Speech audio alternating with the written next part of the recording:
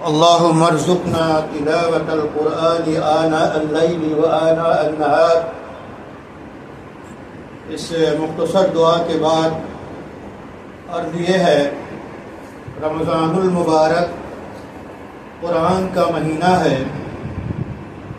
قرآن کے مہینے کا مطلب بہت واضح ہے، اس کا ثبوت مسلمانان عالم تراویح میں قرآن سن کر کم سے کم دیتے ہیں۔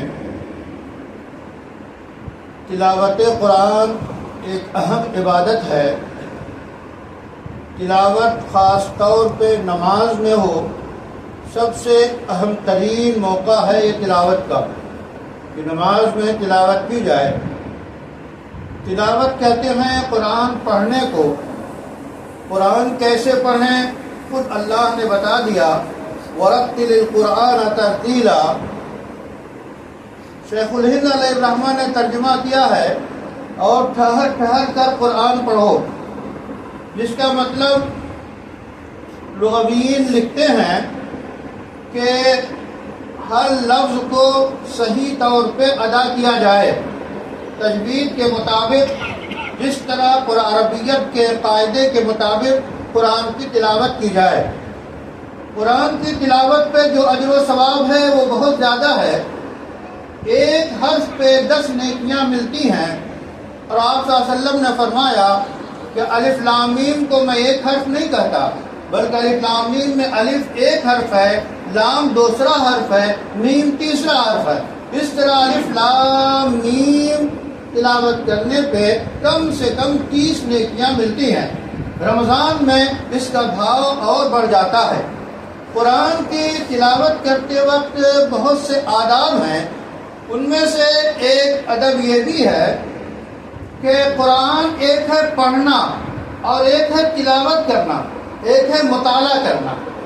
مطالعہ کرنے کا مطلب کہ قرآن سامنے ہے، صرف نگاہوں سے آپ دیکھ رہے ہیں، یعنی آپ کوشش کر رہے ہیں اس کے مطلب کو سمجھنے کی یا اس کے الفاظ سمجھنے کی۔ صرف دیکھنا جو ہے یہ تلاوت کے زمرے میں نہیں آئے گا۔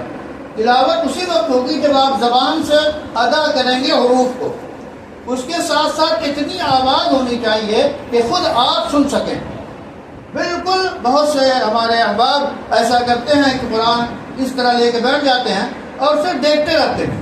قرآن دیکھنا بھی عبادت ہے، یہ مستقل الگ چیز ہے، لیکن تلاوت الگ چیز ہے۔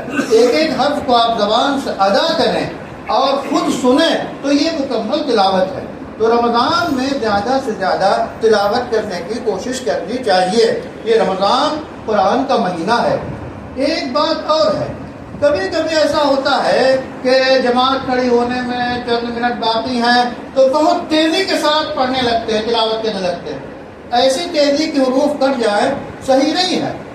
آپ 10 آیت پڑھیے، لیکن صحیح پڑھیے، رک کے پڑھیے، ٹھہر کے پڑھیے، اور اس 100 آیت کے مقابلے میں جو اتنی روانی کے ساتھ آپ پڑھیں کہ حروف کٹ جائیں تو یہ 10 آیت پڑھنا ہی بہتر ہے۔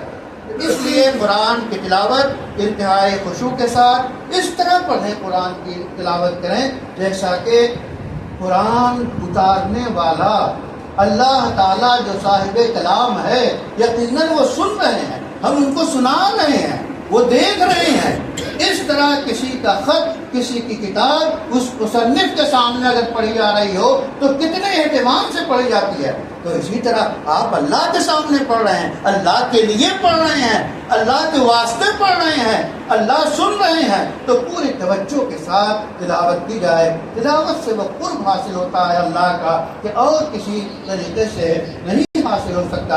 اللہ تعالیٰ سے دعا ہے کہ رمضان میں ہمیں بہتر طریقے سے تلاوت کرنے کی توفیق عطا فرمائے اور اس کے برکات سے ہمیں نوازے۔ اللہ تعالیٰ عالم اسلام کو استحکام بخشے، دشمنوں کو پامال کرے، حق کا بول بالا کرے، باطل کو کا منہ کالا کرے۔